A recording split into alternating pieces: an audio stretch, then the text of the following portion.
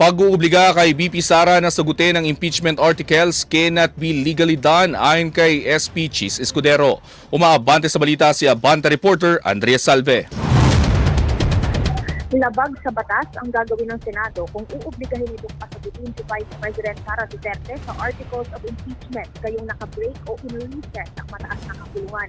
Ito ang sagot ni Senate President Chis Escudero nang matanong sa kapihan sa Manila Bay tungkol sa inihaing motion sa issue summons ng House Prosecution Panel laban kay VP. Nanindigan si Escudero na alinsunod sa saligang batas saka lamang maaaring magpasa ng Articles of Impeachment at magkulong o magkumbin ang impeachment court kapag in session ang Senado.